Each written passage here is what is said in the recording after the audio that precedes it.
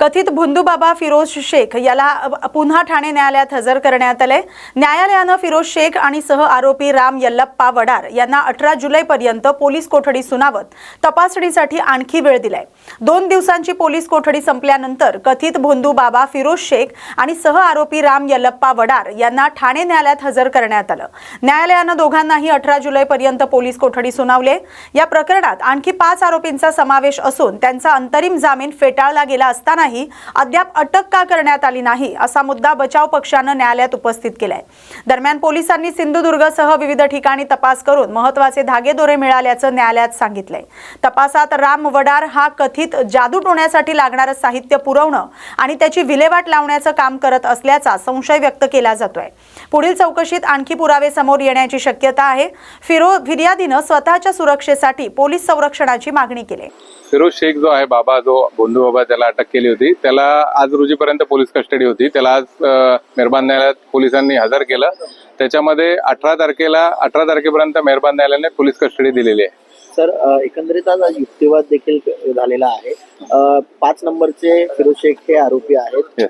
फिर्यादीच्या आरोपीच्या वकिलांनी असा दावा केलेला आहे की उर्वरित जे 4 वरचे नंबर आहेत त्यांना अटक का नाही होते, अंतरिम जामीन त्यांचा फेटाळलाय, मात्र पोलीस त्यांना का नाही ताब्यात घेतले? आरोपींच्या वकिलांनी फिरोज शहाचे जे वकील आहेत त्यांनी फिरोज शेख त्याचे जे वकील आहेत त्यांनी त्यांच्या आर्ग्युमेंटमध्ये ते गोष्ट मेन्शन केली की जे 1 ते 5 आरोपी आहे त्यांचा बेल रिजेक्ट झालाय आणि दुसरं म्हणजे बाकीच्या आरोपींना अटक का होत नाही। तो फक्त त्यांच्या आर्ग्युमेंटचा पार्ट होता। याच्यामध्ये महत्वाचं म्हणजे नवीन काही रिकव्हरी आणि पोलिसांनी इन्व्हेस्टिगेशन केलंय। त्यासाठी ते सिंधुदुर्ग आणि इकडे जाऊन आले, त्याच्यामुळे त्यांना बाकी तपास करायला मिळाला नाही। सकाळीच आले ते, त्याच्यामुळे मेहरबान न्यायालयाने त्यांना आता पुढचे 18 तारखेपर्यंत पोलीस कस्टडी दिलेली आहे। काही आर्थिक व्यवहार झालाय का त्यांच्यामध्ये? कारण आरोपीच्या वकिलांचं असं म्हणणं आहे की आमच्यापर्यंत कोणत्याही प्रकारचा आर्थिक व्यवहार झालेला नाही।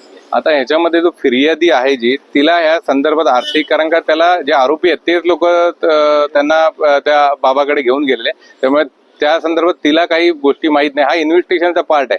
आता जसं जसं पोलीस कस्टडी वाढते नवीन नवीन गोष्टी समोर येतील आणि ते तपासामध्ये पुढे जाऊन समोर येतील। दुसरा आरोपी जो आहे जो वडार, त्याचा नेमका काय रोल होता हे पोलिसांनी कोर्टासमोर मांडलेलं आहे। आता हा जो दुसरा आरोपी आहे त्यालाही 18 तारखेपर्यंत काल हजर केलं होतं। त्याला 18 तारखेपर्यंत पोलीस कस्टडी दिलेली आहे। त्याचा रोल जो आहे, हे जे जादूटोणा अघोरी कृत्याचं जे मटेरियल आहे तो त्यांना जो आहे फिरोज शेख, त्याला हा सप्लाय करायचा साहित्य, आणि त्याच्यानंतर हे अघोरी कृत्य केल्यानंतर त्याची विल्हेवाट म्हणजे नदीत सोडणं किंवा काय जे अघोरी हे आहेत त्यांच्या काय परंपरा आहेत त्याच्याप्रमाणे तो त्याची विल्हेवाट लावायचा। या स्वरूपाचा गुन्हा आहे, मात्र अजून देखील पोलिसांनी अटक केली नाही आहे। अंतरिम जामीन फेटाळलेला आहे। गंभीर गुन्ह्याचं स्वरूप त्याच्यामध्ये आता सध्या 2 आरोपी आणि पोलीस सध्या त्या तपासामध्ये आहेत। पोलीस कस्टडी असल्यामुळे त्या तपासामध्ये, या तपासाच्या अनुषंगाने जे बाकीचे आरोपी आहेत यांना एव्हिडन्स, त्यांच्या विरुद्ध एव्हिडन्स पक्का होणार आहे अजून जाऊन, जेणेकरून पुढे त्यांना अटक केल्यानंतर त्यांना लवकर बेल मिळू नये यासाठी ही सगळी पोलिसांची तयारी चालू आहे। नॉन बेलेबल असल्यामुळे कुठेतरी आता टांगती तलवार आहे। येस, नॉन बेलेबल ऑफेन्स आहेत। हे जे जादूटोणा जो prevention of black magic act आहे, हे नॉन बेलेबल ऑफेन्स आहेत। तर याच्यामुळे खूप सिरियस आहेत आणि सोसायटी ऍट लार्ज त्याला इम्पॅक्ट होतं हे जे ह्याला, आणि त्यामुळे माननीय न्यायालयांचा पण त्याच्याकडे बघण्याचा दृष्टिकोन हा पूर्णपणे स्ट्रिक्ट आहे। केसचा अपडेट वारंवार वाढत चाललेला आहे आणि धागेदोरे समोर येत आहेत। तपासामध्ये काही कबुली देखील आरोपींनी दिलेली आहेत, त्यामुळे जी फिर्यादी जी आहे त्या संदर्भात मागणी करते संरक्षणाची, त्यामुळे तुम्ही परत पुन्हा मुख्यमंत्र्यांना कधी? येस, आता पोलीस संरक्षणाची ते मागणी करत आहेत, कारण का हे जे आहे हे मोठ्या स्वरूपाचं गुन्हा आहे। याच्यामध्ये बरेच जे इन्फ्लुएन्स आहेत, बाबा लोक पण खूप मोठ्या प्रमाणात इन्फ्लुएन्स लोकांवर आहे, त्यांचा पडगा आहे, त्याच्यामुळे त्यांच्यापासून पण धोका होऊ शकतो फिर्यादी आणि त्याच्या फॅमिलीला। त्यासाठी आम्ही पोलीस संरक्षणाची मागणी करणार आहोत। हा जो बाबा आहे त्याच्याकडे आणखीन देखील काही राजकीय नेते होते का माहिती समोर आलेली, कुठेतरी या फिरोज पोलिसांना तशी काय माहिती दिलेली? या संदर्भात मी सांगू शकत नाही, इन्व्हेस्टिगेशन ऑफिसरच सांगू शकतात।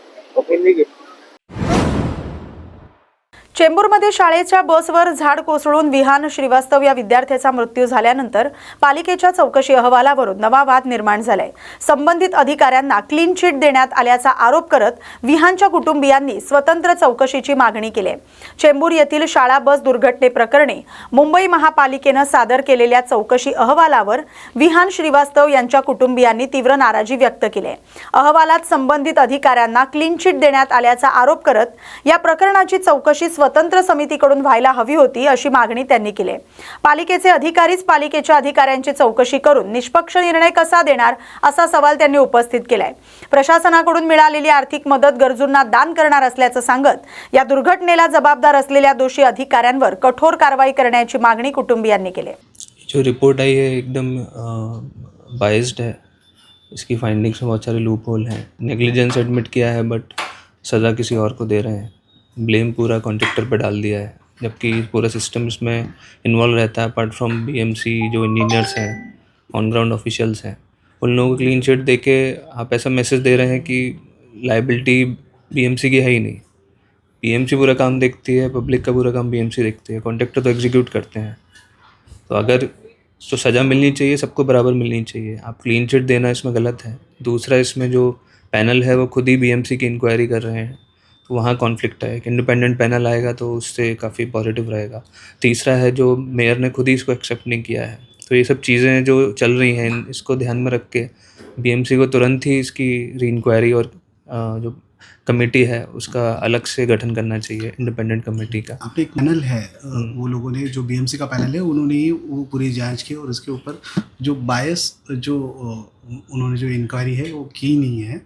तो इंडिपेंडेंट पैनल की आप मांग कर रहे हैं, मतलब जो बाहरी जो कमेटी है वो वहाँ पे आके इंक्वायरी करे, ऐसा आपकी मांग है? हाँ, ताकि जो उसमें फाइंडिंग्स है वो बराबर बाहर आएँ और जिनके सबके नाम हैं उनको पनिशमेंट भी बराबर मिले, और जो एसओपी या कुछ प्रोसेस इंप्रूव करना है उसका भी इम्प्लीमेंटेशन ऑन ग्राउंड हो पाए, जो नेक्स्ट ईयर मानसून में कोई इशू नहीं आए किसी को, इस तरह का हादसा नहीं हो. हर एक जब इस तरह का इंसिडेंट होता है सरकार मुआवजा घोषित करती है, लेकिन आपको क्या लगता है जनरली ये मुआवजे से परिवार को न्याय मिलता है?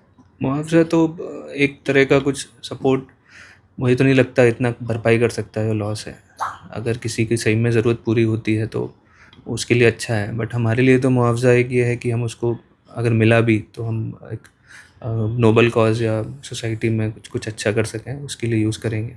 ओके. ताकि विहान का जो उसका पैशन था क्रिकेट का है, स्पोर्ट्स का है, उसको कुछ स्पॉन्सर कर सकें या एजुकेशन कर सकें, हमारा उस पर ध्यान रहेगा. बट ये तो बहुत ही सेकेंडरी चीज़ है. जो मेन है कि जो इन्वॉल्व हैं उनको जब तक नहीं मिलेगा एवरी ईयर इंसिडेंट होंगे. तो अगर कॉस्ट जो नेग्लिजेंस की है वो आप इम्पोज नहीं करोगे जो रिस्पॉन्सिबल है, फिर ये बात कभी ख़त्म नहीं होगी. एवरी ईयर ये होती रहेगी.